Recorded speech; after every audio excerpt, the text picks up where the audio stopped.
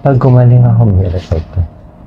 Nakikita ko na yung nanay ko, pinukuha na ako. Pero tandaan niyo po, mahal na mahal ko kayo.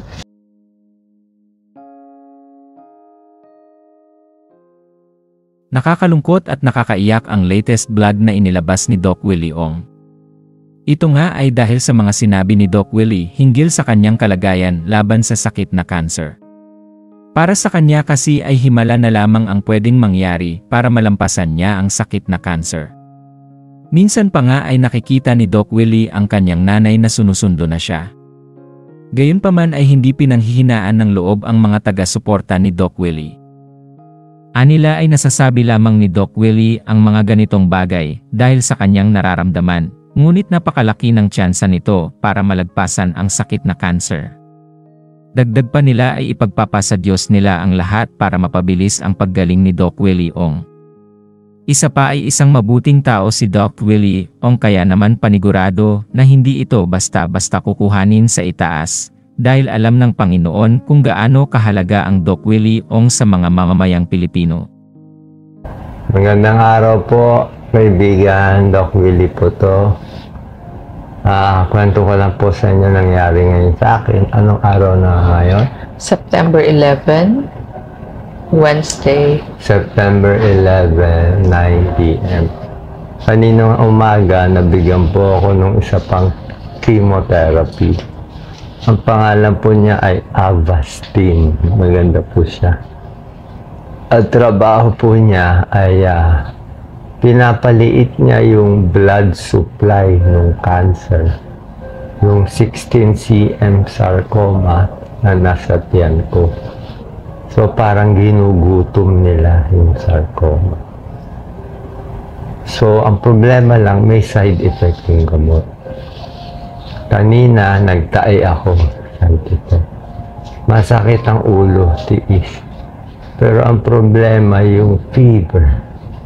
Umabot mga 38.5. Pero grabe po yung chills. Yung chills kasi parang katapusan mo na yung chills.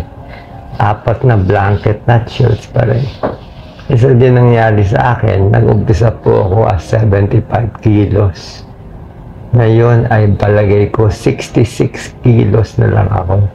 Kasi puro extravascular space of water. Ibig sabihin, yung tubig wala sa loob ng blood vessel, nasa paa, nasa hita yung manas.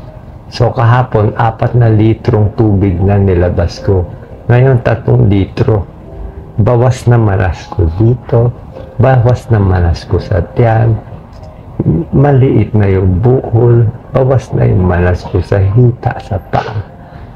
Ngayon, ang manas ko na lang nasa paa at ankle.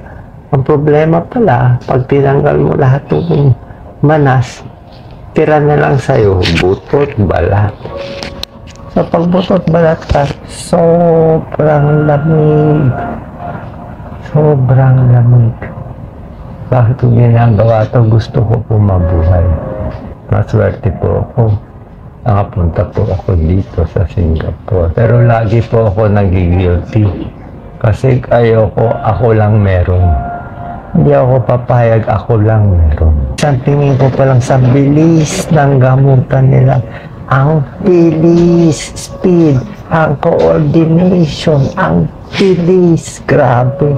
Sa araw, pipilit ko idala yung bilis na to sa ating bansa. Pero hindi daw madali. Hindi daw makukuha ng 1 taon, 5 taon, 10 taon. Aabutin daw tayo ng 50 taon, 50 years. Hindi ko bakit 50 years. Kasi daw dapat mag-umpisa sa baby.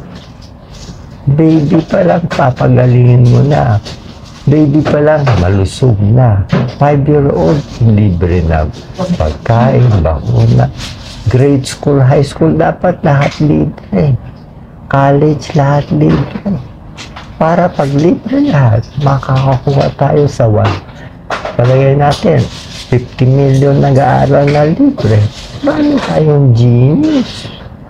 Tapos yung pinakamagaling sa 50 million natin na nag-aaral, papadala ng gobyerno libre. libre sa Stanford, sa New York. Ibig sabihin yung mga genius nila, papadala dito, papadala doon, libre lahat. Pag libre na sa lahat, pagbalik dito, genius na sila. Ba't sila genius? Kasi nga, bata pa, kompleto nutrition, walang bulat eh.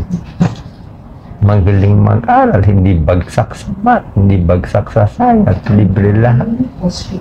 Yan ang ginawa ng Singapore. 50 years, kayo nagsasabi magsi-Singapore tayo. Kalokohan. Pwede tayo mag-Singapore, umpisa tayo sa zero. Start natin. Gusto mo ako mag-start. Pag nabuhay pa ako, i-start ko. Promise ko. Pero malabo na ako. Ang kalaban ko matinding sarcoma. Ang chance ko siguro mabuhay baka 10% lang. Pero promise ko, pag itong 16 cm buko lumiit, tulungan niyo ako. I know malabo naman yan. I know malaking chance mamamatay naman ako. Malay na, may iba gumaya sa akin, ma-inspired.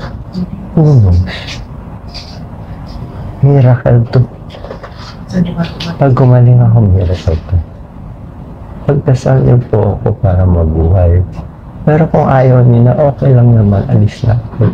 So isang araw nakikita ko na yung nanay ko, pinukuha na ako. Pero tandaan niyo po, mahal na mahal ko kayo. Nagawa ko ito para sa inyo. Dito ako. Ano, akti? Ako na. Wala akong kasalanan ng isa. Dito ako nabuhay. Kaya ako dito nilagay. I choose to serve the Philippines. Kung hanggang mamatay ako. Malalaman ko kung may laban na ako baka December, January 2025. Di ba sabi Filipino were dying for? Di ba ang mamatay ng dahil sa'yo? I love you all. Thank you all. God bless you all. Wala akong titirahin kahit sinong politiko. Okay ako kay BBM. Hi po, President. Okay ako sa mga Duterte. How are you? Sen Bongo. Servisyo, Alicio. Hi to Amy Marco. Hi to Bam Aquino. Hi to Chel Diokto. Wala akong kaawa. Please, let us unite. Let us unite. Please. Please, tama na ako. God bless you. I love you. Thank you. Sa bashers, no problem. Bash mo ako, tulungan kita. Bash mo ako, tulungan kita. God bless you.